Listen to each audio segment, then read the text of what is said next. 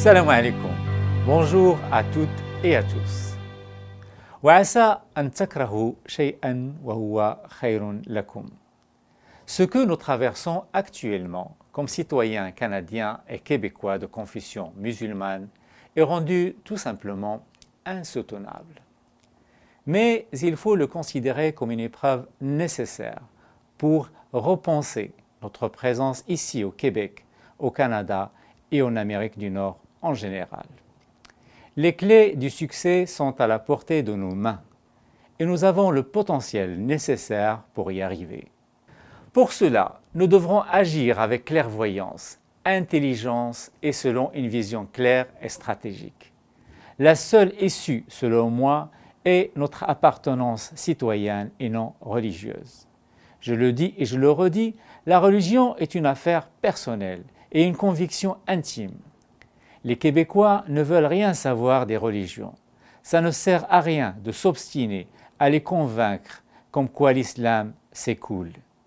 À nous de comprendre et de respecter cette réalité afin d'aller de l'avant avec notre rêve canadien. Le rêve pour lequel nous avons laissé nos familles et nos proches.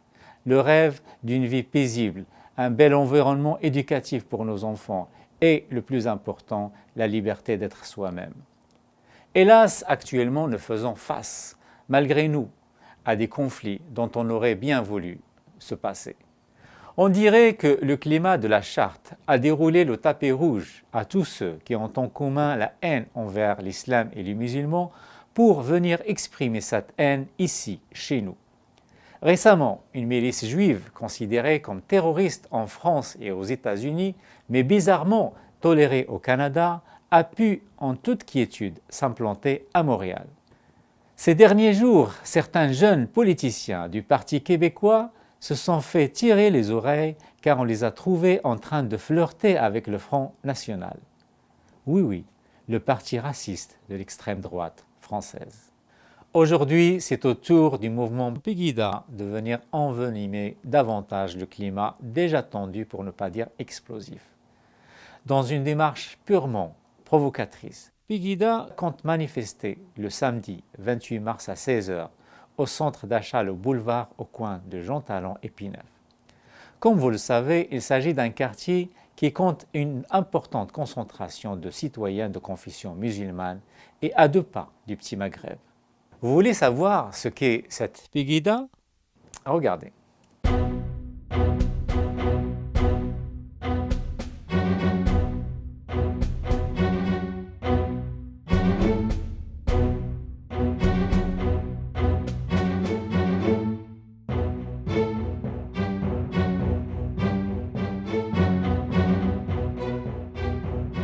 Pegida, c'est l'abréviation de son nom d'origine en allemand qui signifie tout simplement les patriotes européens contre l'islamisation de l'Occident. Donc rien que son nom explique tout. Ce mouvement, lancé le 20 octobre 2014, organise régulièrement des manifestations contre la politique d'immigration et ce qu'il appelle l'islamisation de l'Occident et le désir de préserver et protéger l'identité allemande. Le nombre des manifestants est passé en l'espace de quelques mois de 500 personnes à environ 40 000. Sur la page Facebook de cet événement du 28 mars intitulé Pegida Québec, première action, on peut lire ceci.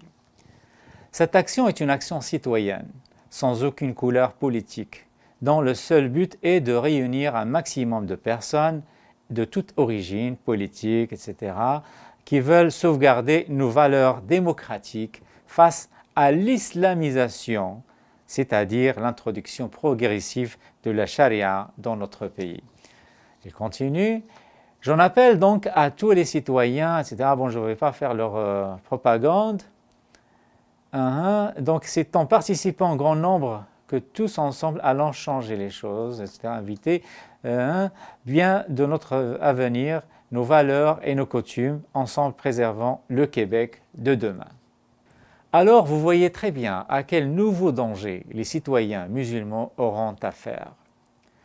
Que faut-il faire? Comment agir et réagir?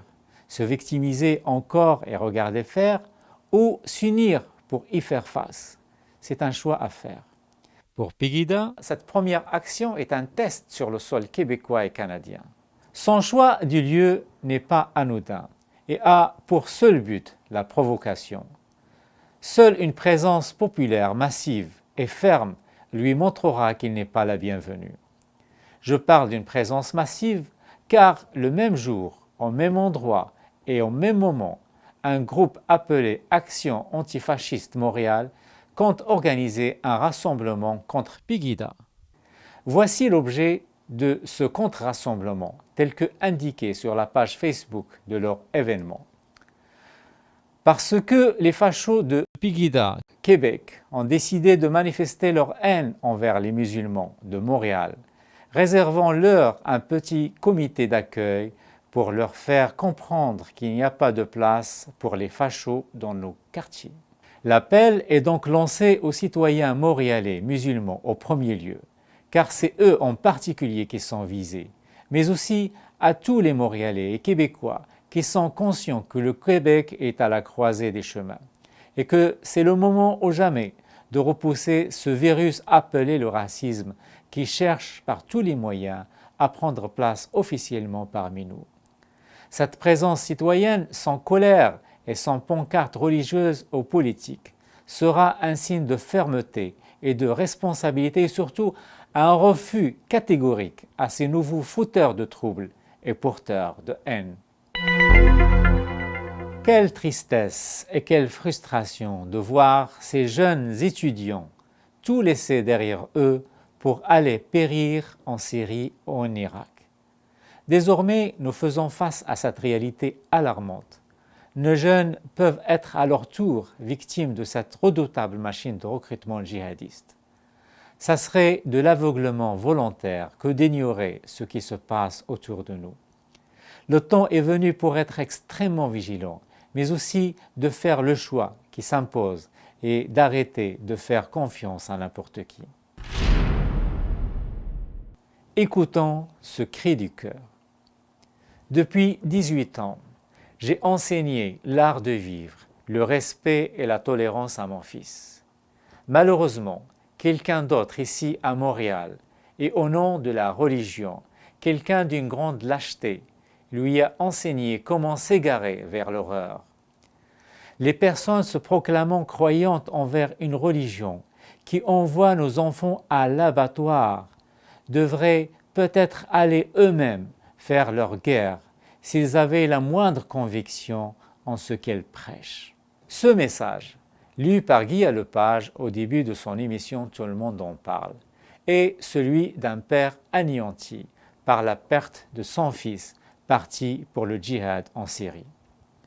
Je pense que ce témoignage se passe de tout commentaire et il doit refléter aussi le désarroi des autres familles qui ont vu ceux qu'ils aiment le plus au monde faire également la même trajectoire, des bancs des cégeps au champ d'une guerre abstraite, absurde, barbare et perdue d'avance.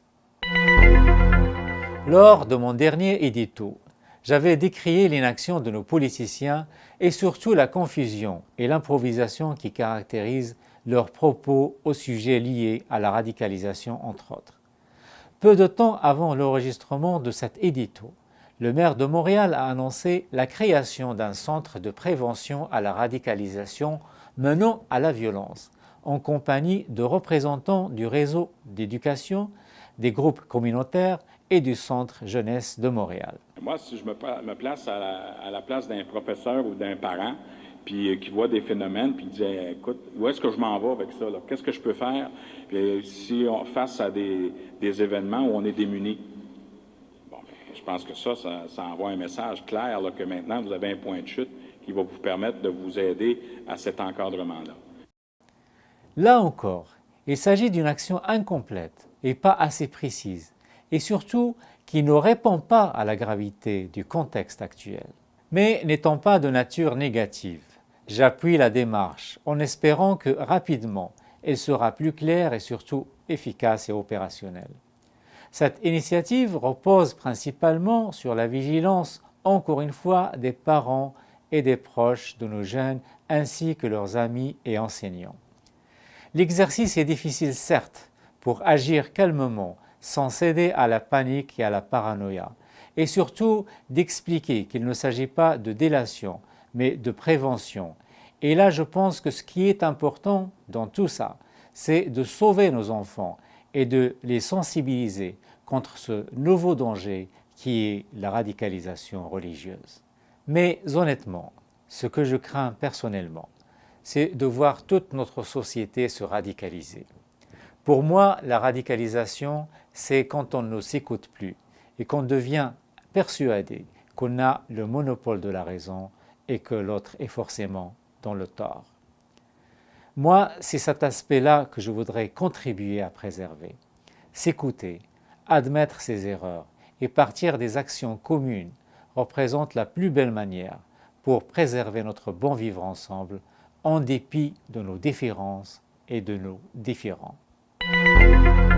J'ai publié une lettre ouverte à notre conscience collective, adressée aux Québécois via le Journal de Montréal.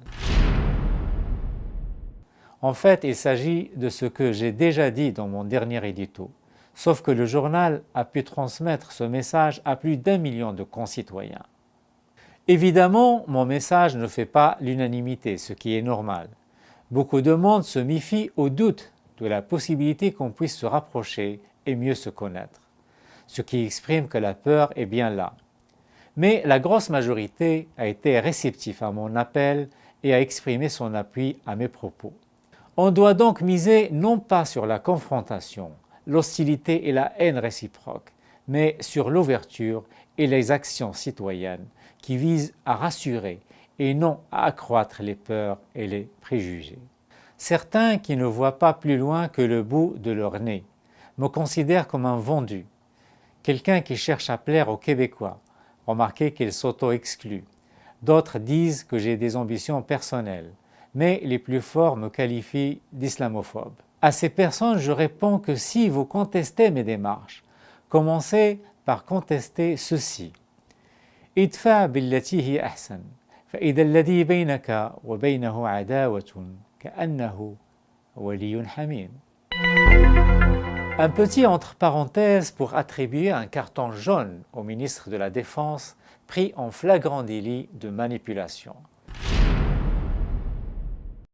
Jason Kenney a publié sur Twitter des photos de femmes voilées enchaînées qu'il a erronément associées au groupe appelé État islamique et utilisées pour mousser l'intervention militaire du Canada en Irak. La peur, c'est vendeur, surtout quand les élections sont à la porte. Je ne suis ni un religieux, ni un politicien. Je suis un communicateur, un journaliste, un citoyen et un père de famille. Et je fais partie fièrement de ces communautés musulmanes. Je tiens à rester dans mon rôle d'observateur, neutre et objectif. À partir de là, j'ai le droit de m'exprimer, de critiquer et de questionner qui je veux et quand je veux. Dans l'affaire Charqaoui, et je terminerai avec ça, vous connaissez ma position, mais sachez que je n'en fais pas une cause personnelle, loin de là. À mon regret, il se trouve que ce monsieur, quoique combatif, intelligent et ferme, adopte un discours qui ne passe pas auprès de la population. Et comme je l'ai dit aux médias, je crains qu'il nuise à la cause noble et louable de son propre collectif, qui œuvre pour contrer l'inquiétant phénomène de l'islamophobie au Québec, et qui est loin d'être imaginaire. Pour ne pas en dire plus, cette caricature vaut 1000 mots. Ce que je souhaite très sincèrement, c'est que le collectif québécois contre l'islamophobie fasse une remise en question de sa façon d'aborder ce sujet qui nous préoccupe tous et qu'il démontre un minimum d'ouverture envers d'autres membres des communautés musulmanes. Et surtout, qu'elle cesse d'intimider et de dénigrer des gens comme moi qui osent émettre des opinions et des critiques constructives, loin de toute haine aux considérations personnelles ou autres. Mes critiques et mes questionnements ne visent jamais les personnes, mais leur rôle public qu'ils ont accepté volontiers d'assumer, à moins qu'ils s'estiment parfaits. Et là, c'est autre chose. Car en islam, al-kamalu lillah. Et Omar ibn al-Khattab lui-même a dit « Ida ra'aytum minni wijajan فقوموه بالسيف. أنا سيفي كلماتي. Ceci dit, j'aimerais aussi dire ce que je pense de ce rendez-vous manqué qui est le passage très précieux de Charqaoui chez Anne-Marie Dussault. En fait, il avait une occasion en or pour passer un message subtil, intelligent et constructif qui aurait pu apaiser certaines peurs à l'égard des musulmans. Mais malgré son argumentaire qui était pourtant facile, il a vite cédé aux provocations de la journaliste pour tomber dans le piège de la colère et ensuite de l'arrogance et de l'agressivité.